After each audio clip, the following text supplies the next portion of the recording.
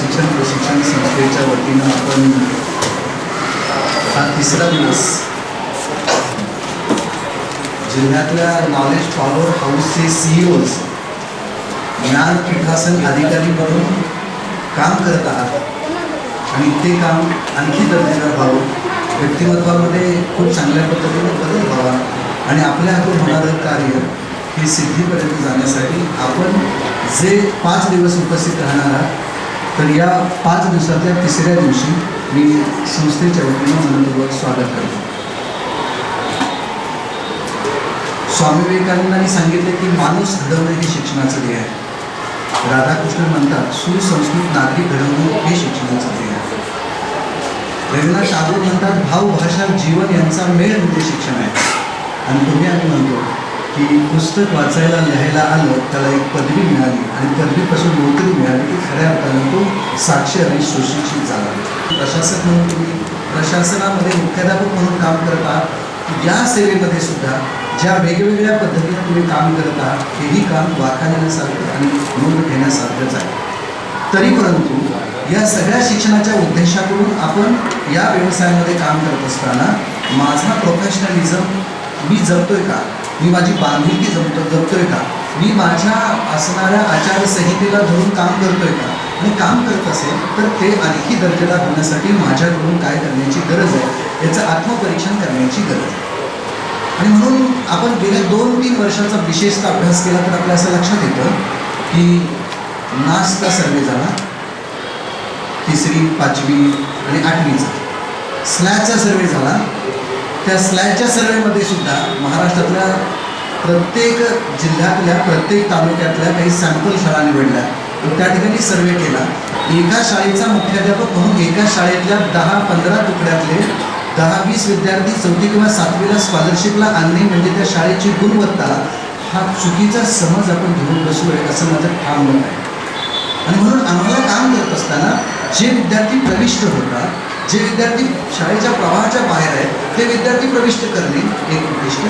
दुसरं उद्दिष्ट जे विद्यार्थी प्रविष्ट झाले त्यांना साक्षर करणे आणि सुशिक्षित करणे हे आमचं दुसरं उद्दिष्ट. आणि हे सगळं करत असताना ते जास्तीत जास्त लवकर आणि दर्जात्मक पद्धतीने 100% जसं आता अप्रगत आणि प्रगत या संदर्भामध्ये आजही वेगवेगळ्या प्रकारच्या या संकल्पनाच्या संदर्भामध्ये वेगवेगळ्या चर्चा होत आहेत. एकदा शासनानं निर्णय केला 22 जून 2015चा आणि शैक्षणिक महाराष्ट्र असं सांगितलं. मी कधी कधी विचार करतो शासनाचा माणूस असून सुद्धा आत्ता प्रगत महाराष्ट्र कसला, म्हणजे आमचा महाराष्ट्र कशात कमी आहे. मी कधी कधी 2-3 व्याख्यानामध्ये सुद्धा सांगितलं की महाराष्ट्राची देशाची आर्थिक राजधानी आमच्या महाराष्ट्रात आहे. ऊस उत्पादनामध्ये आमचा महाराष्ट्र 1 नंबरला आहे. वेगवेगळ्या शैक्षणिक साधनांच्या निर्मितीमध्ये आमचा महाराष्ट्र 1 नंबरला आहे. आणि ह्या सगळ्या गोष्टीमध्ये असताना पुन्हा प्रगत महाराष्ट्राची हात का, तर त्यावेळेला आंदोलन उद्देश होतो की आपल्या व्यवसायाकडे, आपल्या शिक्षण क्षेत्राकडे आणि शिक्षण क्षेत्रातला एक कार्यकर्ता म्हणून मी तुमच्याकडे जे विचार तुमच्याकडे मांडणार आहे त्याचं चिंतन मंथन करावं आणि त्या चिंतन मंथनातून आपल्या असणाऱ्या पाठीमागच्या आजच्या दिवसापासून पाठीमागच्या सेवेपर्यंतच्या या सगळ्या सेवेचं तुम्ही त्रयस्थ एक व्यक्ती म्हणून एक चिंतन आणि मंथन करावं ही माझी त्या पाठीमागची अपेक्षा आहे. म्हणून या सगळ्या गोष्टींचा विचार आपण करत असताना मी असं समजतो की मी अधिव्याख्याता म्हणून काम करत असताना शासनाचा माणूस तरी सुद्धा विनानिर्धारित शाळा असू दे, खाजगी प्राथमिक शाळा असू दे, जिल्हा परिषदेची शाळा असू दे किंवा मनपाची शाळा असू दे, त्या ठिकाणचा विद्यार्थी, त्या ठिकाणचा शिक्षक आणि त्या ठिकाणचा मुख्याध्यापक हा फक्त त्या विद्यार्थ्याला उद्दिष्ट साध्य करण्यासाठी प्रयत्न करतोय. त्याला ती वेळा संपादित कौशल्य साध्य करण्यासाठी जे तुमचे प्रयत्न चालू आहेत ते सगळे समान आहेत. गेल्या वर्षी शासनानं धोरणामध्ये बदल केला आणि आजपासून पुस्तकं द्यायची नाहीत, अभ्यासक्रमाच्या पुस्तिका द्यायच्या नाहीत, इथून पुढे कुठल्याही प्रकारची CD द्यायची नाही. प्रशिक्षण देताना सुद्धा शासनानं सांगितलं की प्रशिक्षण जर मागितलं शिक्षक आणि मुख्याध्यापकांनी तरच त्याला द्या, अन्यथा प्रशिक्षण सुद्धा देण्याची गरज नाही. मग ही सगळी शिक्षण प्रक्रिया जर वेगवान करायची असेल, ही जर अत्यंत चांगल्या पद्धतीने दर्जेदारपणे पुढे न्यायची असेल तर काय करावं लागेल, तर त्यासाठी तुम्हाला तुमच्या शैक्षणिक साहित्यातून तुमच्या तंत्रज्ञानाचा वापर करून इंटरनेटवरून या सगळ्या गोष्टी तुम्हाला लोड करून घेण्याची गरज आहे. पुस्तकं लोड करून घेण्याची गरज आहे, ती वाचण्याची गरज आहे आणि त्या पद्धतीने आपल्याला पुढे जाण्याची गरज आहे. आजच्या माझ्या व्याख्यानाचा विषय आहे नॉलेज कन्स्ट्रक्टिव्हिजम, ज्ञान रचनावाद. आज ज्ञानरचनावाद हे फॅड आहे असं बरेच जण म्हणतात.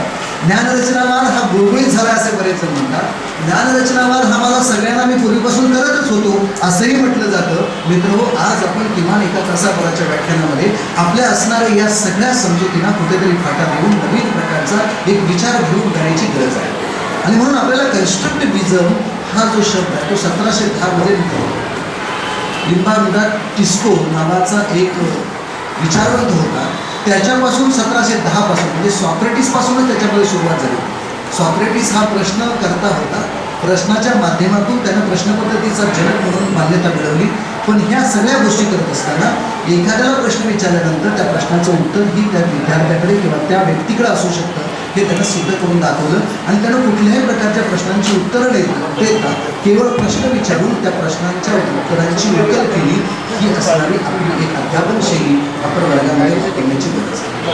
ह्याच्यामध्ये या सगळ्या असणाऱ्या अनुदानित आणि अनुवादित या सगळ्या शाळांमध्ये इंग्रजी शिकवताना आम्ही ट्रान्सलेशन मेथड खूप चांगल्या पद्धतीनं वापरतो.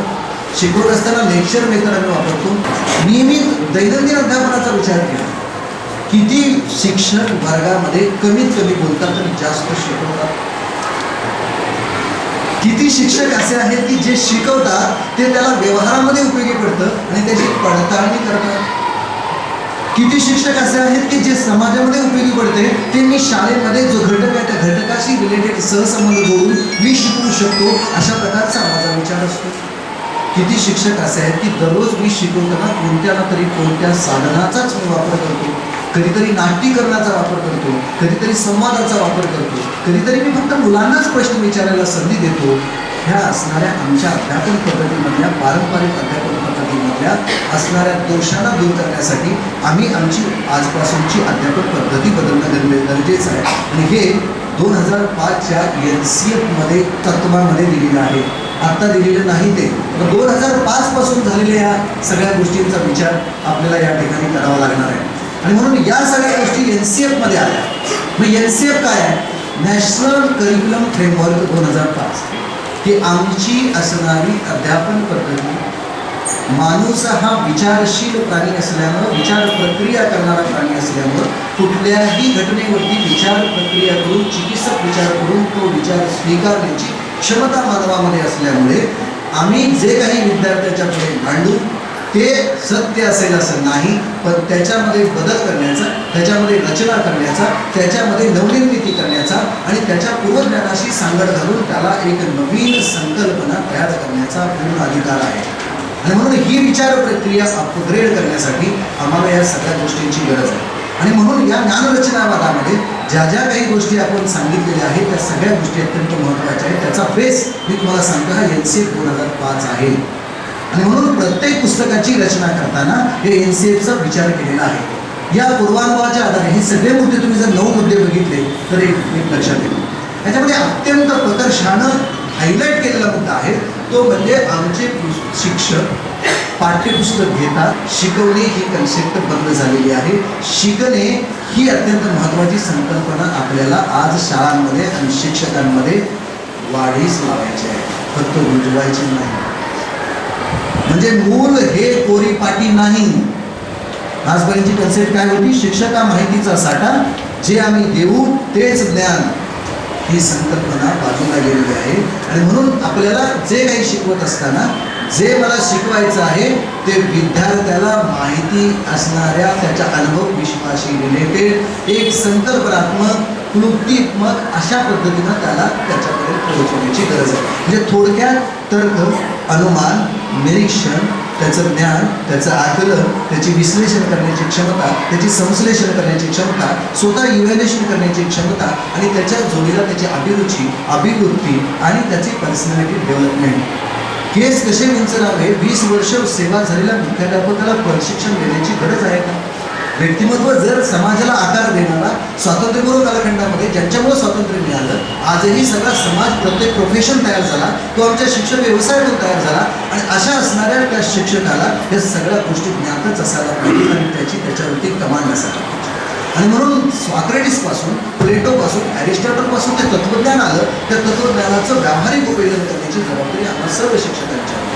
आणि म्हणून याच्यामधला ज्ञानरचनावाद आम्हाला वेगळ्या पद्धतीने मांडण्याची गरज आहे. ज्ञान रचनावाद मी याच्याकडे बघताना अशा पद्धतीने बघतो. ज्ञान हा जो लॅटिन शब्द कन्स्ट्रक्ट असा होता, त्याच्यावरून कन्स्ट्रक्टिव्हिजम असा शब्द आला. त्याच्यामध्ये अरेंज म्हणजे जुळणी करणे या अर्थाने किंवा स्ट्राईकआउट म्हणजे बाहेर काढणे अशा अर्थाने त्या शब्दाची जुळणी करण्यात आली. की ज्ञान ही संकल्पना मला जर त्याचा संबोध स्पष्टपणे कळला तरच मी ती चांगल्या पद्धतीने अंमलात आणू शकतो. मग ज्ञान आणि माहिती आणि मग त्याच्या अगोदरची असणारी सांख्यिकीय जी प्रक्रिया आहे, डाटा ज्याला म्हणतो आपण, तो डाटा त्याच्यामध्ये करायची ती प्रोसेस किंवा इन्फॉर्मेशन आणि नॉलेज या प्रक्रियेकडे आपण जर सूक्ष्मतेनं बघितलं तर असं लक्षात येतं. आणि म्हणून मुख्याध्यापक म्हणून मला त्या शाळेचा मुख्याध्यापक म्हणून मला ही बघण्याची गरज आहे. मी मुख्याध्यापकांना हेड हा जो शब्द HEAD हेड, मुख्य अध्यापक, अध्यापक हा मुख्याध्यापक झाल्यानंतर अध्यापक कमी होतो आणि प्रशासक वाढतो.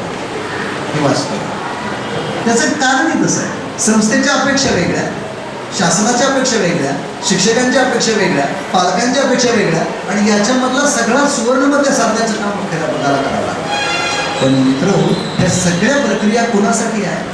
त्या विद्यार्थ्यासाठी. शिकणे ही प्रक्रिया बुद्धिगत करण्यासाठी आहे, ती समृद्ध करण्यासाठी आहे, ती द्विमार्गी करण्यासाठी आहे, ती आनंददायी करण्यासाठी आहे, ती कृती केंद्रित करण्यासाठी आहे. मी या सगळ्या प्रक्रियेसाठी आम्ही त्याच्यातून थोडंफार बाजूला जातो.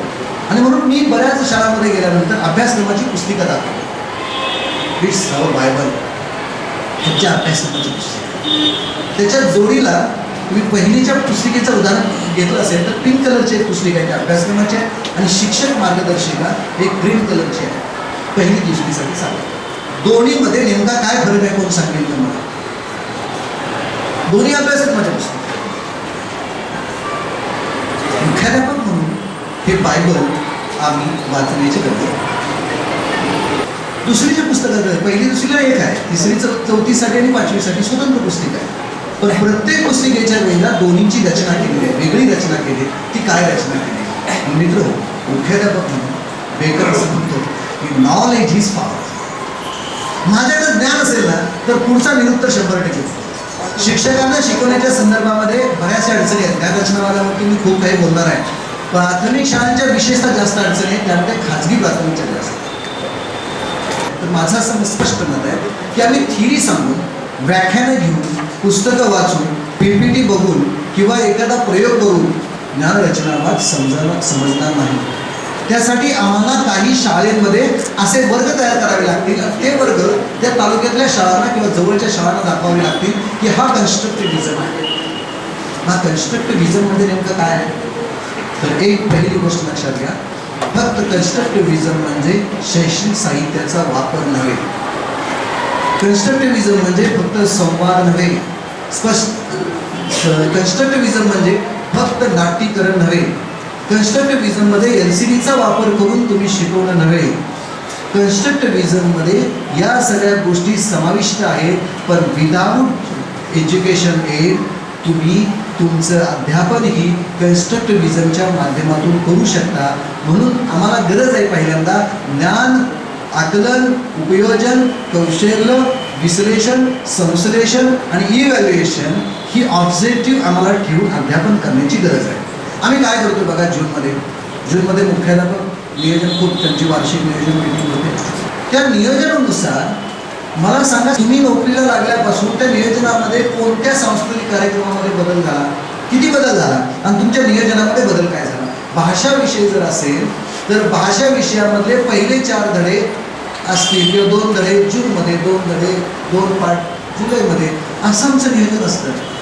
किती शाळा अशा आहेत की ते नियोजन करताना विद्यार्थ्यांना नॉलेज, अंडरस्टँडिंग, ॲप्लिकेशन आणि स्किल बेस्ड ऑब्जेक्ट ठेवलेले आहे. काय म्हणतोय नीट लक्षात.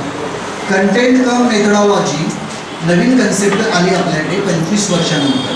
फॉरेनमध्ये 25 वर्ष झाल्यानंतर आपल्याकडे ती कन्सेप्ट. कन्स्ट्रक्टिव्हिजम 1710ला सुरू झाला. आमच्याकडे येतानाही तो उशीर आला, पण 2005 नंतर आणि आज 2015मध्ये शिकायला लागलोय. यामध्ये सगळ्यात महत्त्वाचा भाग आपण विचारात घ्यायला पाहिजे की हे सगळं करताना माझ्या मुलांना यातलं किती ज्ञान प्राप्त झालं. हे आम्ही ऑब्जेक्टिव्ह जूनमध्ये ठेवत नाही. आकलन किती झालं हे आमचं ऑब्जेक्टिव्ह नसतं, पण प्रश्न काढताना आम्ही ब्ल्यूप्रिंट तयार करताना तिथं मात्र म्हणतो ज्ञान आकलन उपयोजन, पण घेताना आम्ही कंटेंट घेतो हे ज्ञान, आणि या ज्ञानाची रचना तुम्ही नाही करायची. या ज्ञानाची रचना ते विद्यार्थी करतील. त्या सगळ्या रचनेचे प्रकार मी आणले ते तुम्हाला सगळे दाखवतो मी. की एखादा घटक शिकवताना आम्हाला नेमकं काय करायचं आहे, हळूहळू त्याच्या ज्ञानाचं अपग्रेडेशन कसं करायचं, त्याला अभिरुचीमधून अभिवृत्तीमध्ये कसं कन्वर्ट करायचं, अभिवृत्ती आली असेल तर रसास्वादाकडे कसं नेता येईल, रसास्वादानंतर व्यक्तिमत्व विकास कसा करता येईल. आमच्या अध्ययन अध्यापन प्रक्रियेचा केंद्रबिंदू जर चाइल्ड सेंटर्ड एज्युकेशन असेल तर या पद्धतीने असायला पाहिजे. आणि म्हणून मग आम्ही बोधात्मक विकास करतो. आम्ही शाळांमध्ये परीक्षा घेतो. कुठल्या परीक्षा घेतो सांगा ना मला.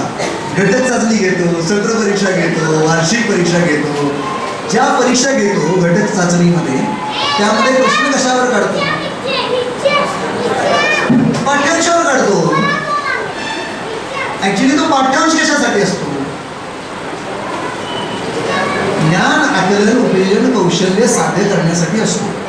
मग आम्ही जे प्रश्न काढतो ते प्रश्न कसे काढतो बघा. ज्ञानामध्ये काय येतो तुम्हालाही माहिती असेल, त्याची थोडीशी 2 मिनिटांमध्ये उजळणी करतो. स्थळ असेल, व्यक्तीचं नाव असेल, ठिकाण असेल, तारीख असेल, वार असेल, सण असेल, हे सगळं नॉलेजमध्ये येते. आम्ही काढलेल्या प्रश्नपत्रिकेमध्ये याचं प्रमाण किती आहे ते बघा. तुलना असेल, साम्य असेल, त्यातलं साहचर्य असेल, विश्लेषण असेल, वर्णन असेल, ह्या सगळ्या आकलनामध्ये गोष्टी. तुम्ही केलेल्या ज्ञानाचा उपयोग व्यवहारामध्ये किती तुमच्या जीवनामध्ये करता त्याचं उपयोजन असेल. एक शब्द तुम्ही शिकवलेला असेल, आई हा संबोध असेल, किंवा तुम्ही गाय हा संबोध असेल, किंवा तुम्ही एखादा शिकवलेला नवीन शब्द असेल, तो शब्द त्याच्या पद्धतीने तो व्यवहारामध्ये कसा वापरतोय, अशा पद्धतीच्या प्रश्नांची रचना म्हणजे काय आहे, उपयोजन. मग तो चित्रामध्ये ती सगळी वर्णन निरीक्षण करतोय आणि अस्खलितपणे ते बिनचूक उत्तरं तो द्यायला लागलाय. नकाशा वाचन करतोय, उत्तरं खूप चांगल्या पद्धतीने ठिकाणं तो दाखवतोय, नकाशा वाचन करतोय. हा कौशल्यामधला भाग आहे. तो सुंदर हस्ताक्षरामध्ये लिहितोय आणि तो लिहित असताना त्याच्या काना मात्रा वेलांटी उकार